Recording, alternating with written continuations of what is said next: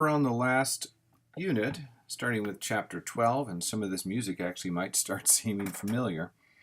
In this chapter called Outsiders Music, that we're talking about everything from conservative 70s country music to the beginnings of rap or hip hop.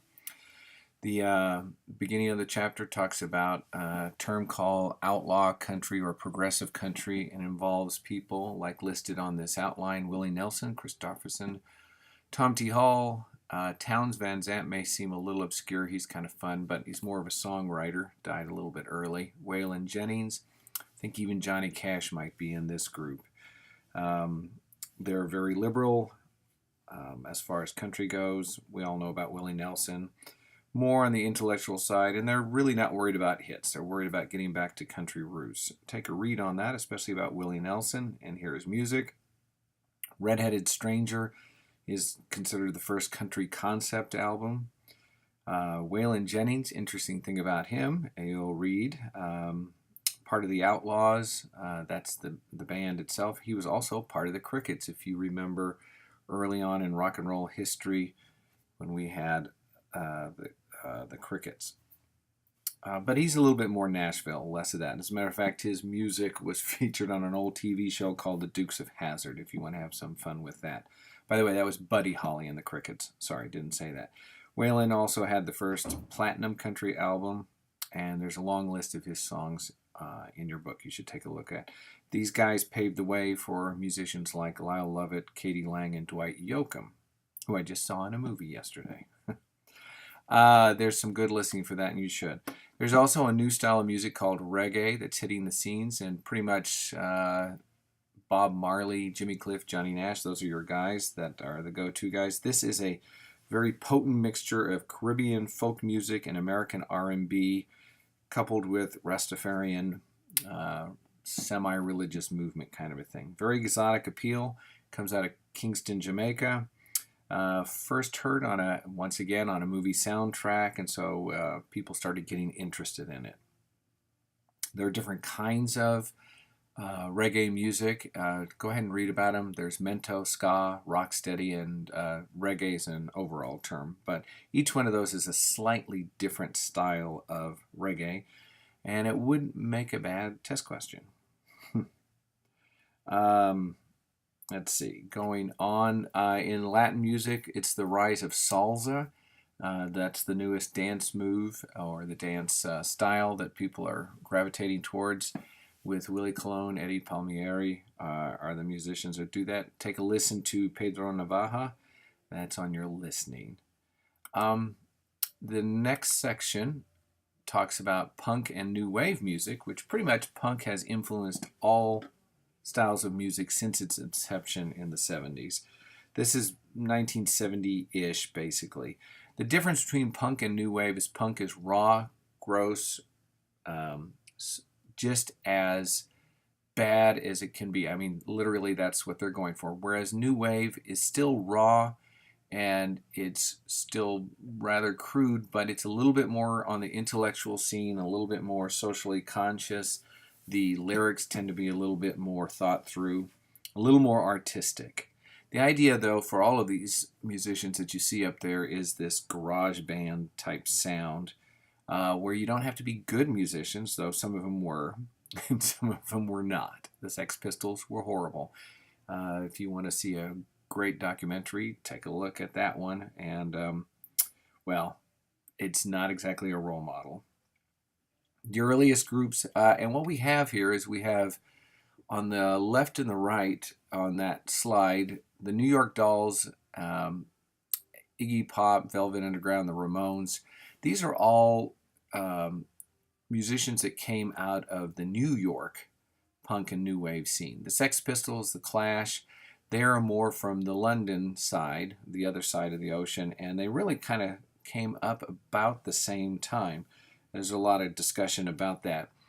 In New York, the center, New York City, there was a club, and that's the name of that club there, CBGB and OMFUG. And it's got a nice history. You should read about what those initials stand for. There's actually a lot of discussion about it. And as a matter of fact, I think that's a good test question. But and the club is still around. It still features new musicians coming through and whatnot. Patti Smith was one of those. David Byrne and the Talking Heads, Blondie, they're all associated with this club, and they came out of it in there. Joey Ramone of the Ramones once called punk music sick bubblegum music, and actually reading the lyrics is a lot of fun in the book on some of their songs. Psycho Killer by David Byrne and the Talking Heads is a good listening example for that. The new wave appealed more to college students, artists, music critics, and actually many of the albums like Blondie's and the Talking Heads actually made the top 40 in this time period. Later on, they would be seen more in movies and whatnot as people settled down and weren't too worried about it. Punk itself still is around, but again, it's so crude and so violent sometimes that it has a smaller audience. Which brings us to funk, which is a lot of fun. Again, this is a kind of another back to basics movement, just having fun. Funk actually, the book defines as healthy sweat. And when you see the videos and whatnot, you can see why. Early references would be people like James Brown, but we have a list here of Kool and the Gang, Ohio Players, Sly and the Family Stone, Wild Cherry. Just lots of fun, and there's a good bio on this on page 379. You should listen to some of that. I actually like Wild Cherries Play the Funky Music. I think that's on your listening list too, and it's a good listen. Many of these groups struggled for a long time on R&B charts.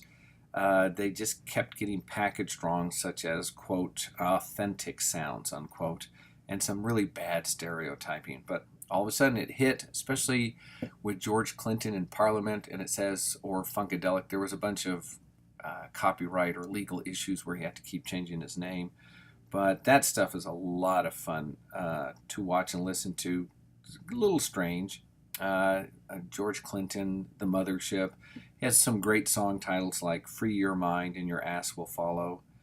And a lot of people know the song Give Up the Funk. If you don't, give it a listen or watch the video. It's fun.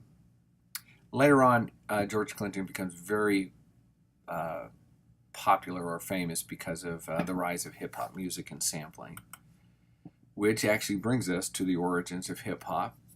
This is very specifically comes out of the Bronx in the early 1970s in New York City. Those three people, Kool Herc, Grandmaster Flash, Afrika Bambaataa, very important originators. Kool Herc, real name is Clive Campbell. He's from Jamaica. He was a DJ, and he actually came up with, as a DJ, he came up with the idea of scratching, moving a record back and forth on a needle to make that particular noise, mixing, backspinning. He would also narrate during the music, which kind of led to that rapping effect that we have. I would easily say that Kool Herc is your seminal person as far as pointing to someone that's in the origins of hip-hop.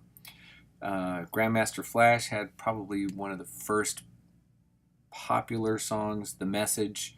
It seems old-fashioned now, but it's worth taking a listen to or watching the video. All three of those guys are DJs, and that's basically how this got started with these techniques that they did on the radio. 1979, Rapper's Delight became the first big hit, in which most people, a lot of people I should say, kind of associate with their first hip-hop or rap experience. And everything is pretty localized in New York City until Rapper's Delight, and then things just took off from there. And that is chapter 12.